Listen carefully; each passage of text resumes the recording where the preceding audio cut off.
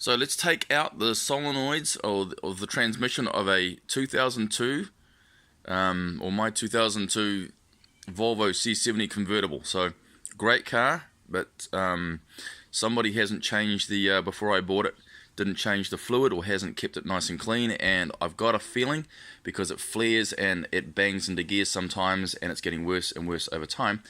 So the assumption is the solenoids. Now I have done a few transmissions and taken out a few solenoids and replaced them, and the car runs fantastic after that. So I thought I'd just do a quick vid on it. So let's pop the hood on this one. And where are the solenoids? So basically, if you look down the engine bay of this particular Volvo, that there down here is the solenoid casing and the throttle, the body, the transmission valve body. If I go under the car,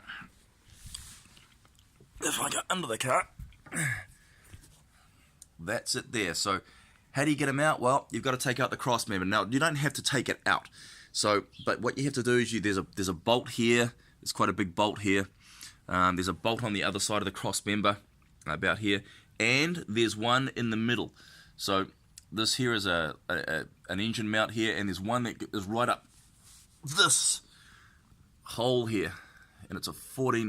This one here, and it's a 40 mil. If you don't take it out, you can't drop the member. But once you do drop the member, right, the cross member, and you take some of the other bolts out around the back of the cross member, that little triangular piece there, if you just remove it, then the whole thing, this whole cross member just drops down a little bit. You're able to sort of get a bit of timber in there and sort of lever it down. If you don't lever it down, you can't get off the pan. Right, now Volvo made them really, really difficult to obviously get out for whatever fucking reason, but they did it. So this is the pan, and it's all cleaned up. But if you don't pull the cross member down a little bit, you can't get the bottom of the pan out. It just keeps hitting the pan. So dropping it out allows this to be pulled out from the top, and then you can then get into your valve body.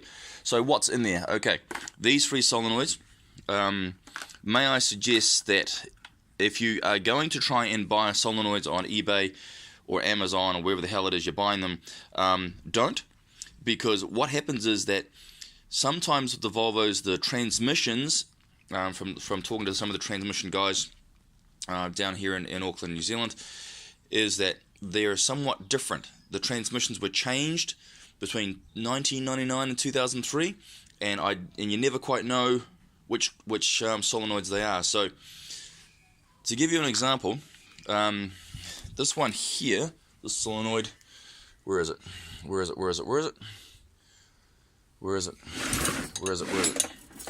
It's gone AWOL. No, here it is. So this particular solenoid I got off eBay, and it looks exactly like this solenoid which got yanked out of the car. But in fact, they're not. They look the same, they're not the same. And you can put them in, you can risk it, but you've just spent 2 or 3 hours trying to pull out the pan, and you risk it by putting back in a solenoid that may or may not work. The better way to do it is to take your solenoids out of your car, take them down to the gearbox or the transmission place, put them on the counter and say, give me some replacements please. That's the better way to do it. So that's what you do. If you do buy eBay ones, or you take the risk and do it, and if it's the wrong one, guess what? You're only going to find out until the whole thing's back together, and then you're going to be kicking yourself in the ass if it's wrong. If it's right and you get it right, well, it's a risk you take. But they're about $100 each down here in New Zealand, so I'm not going to take any risks with a $50,000 car versus a $100 solenoid. Do the math. So how do you do it? Well, you've got to take out the filter box, the filter top, undo a few of these large hoses, get them out the way, take out this is the battery, the thing that the battery sits on, pull it all out. It's really, really easy, quite big bolts, takes about an hour if you're fucking around, and then you can get to the top of the top bolts of the pan. Then you've got to take your wheel off, It's the easier way to do it. Just take your wheel off, take the cover off, this internal, the cover just comes out with a few screws, and then flop it back, and then you can get into the side of the the pan. Now, some guys don't take the wheel off; they just try and lower the cross member without getting in. But taking off the wheel and pulling this out is like a 10-minute job, and it just get these screws on this side is really easy to do. So, what do they look like? Well, where are they? Where are they? Where are they? Where are they? Here they are.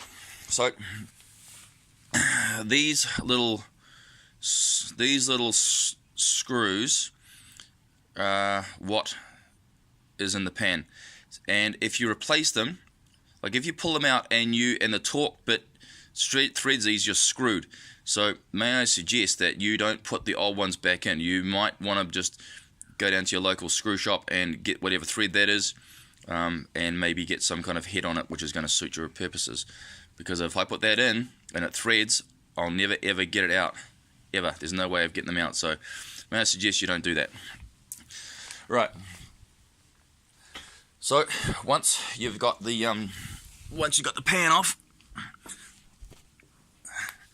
I've got to work on my camera work, don't I? It's pretty hard to do this with a freaking cell phone. Once you get the pan off, the throttle body's right there, and the solenoids sit into these little holes. Pull them out, take a photograph so you know exactly which way they go back in. You can just get these little tangs off by using I just use like a pick, like a 45-degree pick, and then just slide them out. So if you don't use a pick, they're a pain in the ass to get out. And so what's a pick? A pick is, where's my pick? Here it is. So just something like that, right? You can really get under there. You can just sort of hook it under there, push, and then it just slides right out. But if you're not using a pick, man, it's hard work. So what are these? $1? Go and grab one. Okay, so once you've got your once you get to your pan off, everything actually comes out relatively easy. But if you're going to pull your cross member out, for God's sake, don't forget the center one, right? Which is your center mount here, right? This big fat thing, right? And that bolt is hidden up inside here. I think it's a 14mm. Undo it, undo that bolt, and the cross member just goes dunk, and you get yourself just enough room to get the pan out. So yep, you can do it. Once you're in there, take your solenoids out, take them down, and then refit the whole thing. But there you go. So this was a 2002 Volvo C70 convertible. I just thought I'd do an internet YouTube video for this because no one else has done one, even though there are plenty of videos on solenoids and valve bodies. Will this work? Yeah, it should do. When I went to the transmission place, they told me that generally it's the solenoids that go. Most of the times those guys just replace the whole valve body because that's the way they make money, and quite frankly they just can't, they don't like the risk of just changing solenoids. I'm gonna change the get new transmission fluid, use the fluid that is suitable for the car. I think it's is it AW5? Oh fuck, I can't quite remember, but I have to look it up. But I think it's that. If you put in the new oil, the new fluid, and the new solenoids, the thing should shift beautifully, and you'll have a new rocket ship. If you don't, the thing will flare and constantly flare, and then bang into gear. You might have a bit of reverse. It's like you're almost driving around in fourth gear all the time. So flaring and banging is part of the cause, or part of the symptoms of the solenoids sticking. And what they do is these solenoids inside here, you got your pintles, and they get stuck, they get gummed up, and they're not moving freely. And because they're not moving freely, the oil doesn't come out of these little channels. So the car doesn't know what gear it's in, quite frankly, and it argues with you. And only until fluid builds up do they start to move. So inside here, basically it's just like a little piston, moves backwards and forwards, and they get gummed up and they don't move so easy. When they don't move so easy, then your car's pretty much screwed. So how much do they cost each? About $100 each here in Auckland, but that's how you do it. So that's effectively what you need to do. How do I look? So I hope that helps you. If you've got a C70, if you've got any other problems, leave a comment below.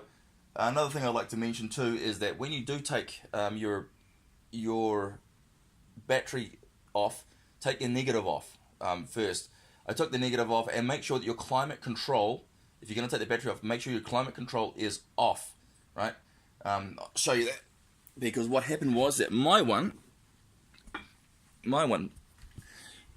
fucked up. Now, what do I mean by that? Well, this one here is the climate control for this car, and when I took the battery off, I had it like this, and because that's off, those guys in those Volvos know this, that's automatic, down there, off, and it was up here, and of course I took the battery off, or the positive off, and then I went to start it again, and the computer, which effectively this is, got confused, and it wouldn't shut off.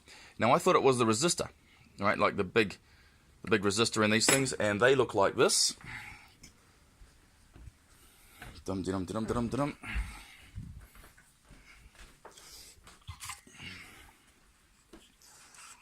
One MX-5 race car, which is about to be repainted. But the resistor looks like that, and this resistor is basically the blower resistor that fits underneath the dashboard. You'll see it. You'll take the dashboard off. You'll take the knee kick plate off under the dashboard. You'll get to the blower, and you'll find this. And you pull this out, and sometimes they get blown, sometimes they don't. But down in your local yard, they're about $20 to buy these. Volvo said they're going to be about $500, but my local pick apart. I don't know if I can get that in the light. Is it going to see that?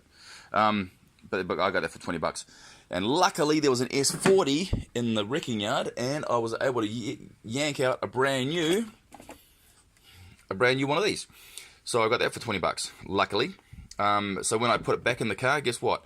Turn it to off, then reconnect your battery, or put it back in, and then reconnect your battery. So how do these come out? Well, quite simple actually. If I go around the side, first of all, take your radio out. So how do you do that? Hang on a second. Let me sort out myself here. So how do you do it? Well, basically what you do is you take out the, sorry about my camera work, fellas.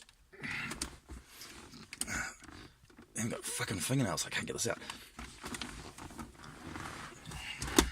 What have I got? A pair of sunglasses here. Right, push up these tabs. Pull them all the way up. And then the stereo just pulls.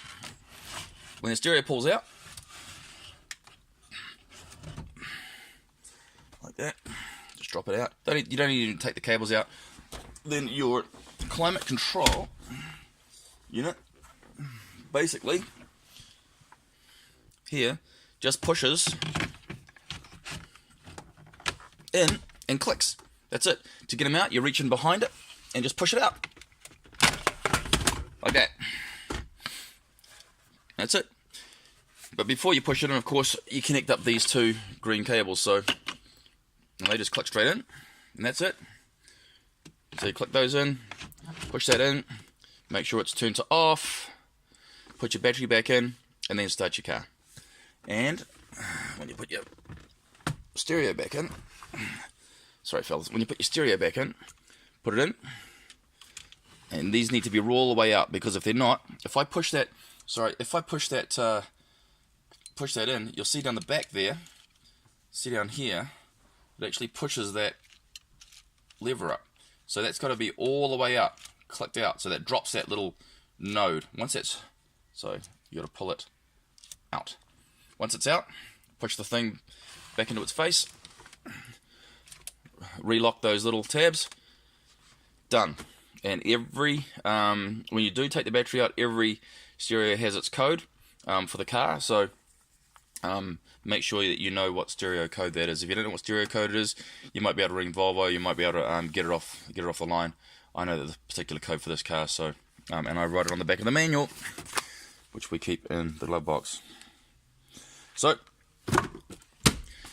transmission solenoids out, and climate control. So it's either, if your climate control, if the fan stays on, it's either going to be the resistor, or you need to upgrade your climate control software, or you can just go and poach it from another car and put it back in. Some people say that they are VIN, what do they call it? VIN compatible. So basically, they say, oh, you can't take a climate control from another car and put it in this one, even though it's the same shape and it fits. Bullshit. Yes, you can. Because I did that. This one here is actually out of the car that was in the wrecking yard. Was an S40. It was a 1999, I think. S40. I couldn't believe it. It was just sitting there, and I just popped it straight out, and the wrecking yard said $20, and I was able to put it back in. So there you go. It does fit, and they're not VIN compatible. You can just take it out of any car and stick it in. So that was a bit lucky. Other than that, that's it. So hopefully I'll do another. Once I've done the solenoids tomorrow, because it's Sunday today. Monday I'll pick them up. I'll take it for a ride and see how it goes. If it works, great, I'll tell you. And if I fucked up, I'll let you know. But I don't think I have. Hopefully, this video was a bit of a help to you. Sorry if my camera works really shit, fellas, but it's just I can't do this one-handed. But if you like this video, give it a thumbs up, leave a comment. I'm not a Volvo mechanic, but I'll try and help you out where I can. All right, but that's just my experience with the solenoids and with this particular climate control. All right, fellas, that's it. Good luck.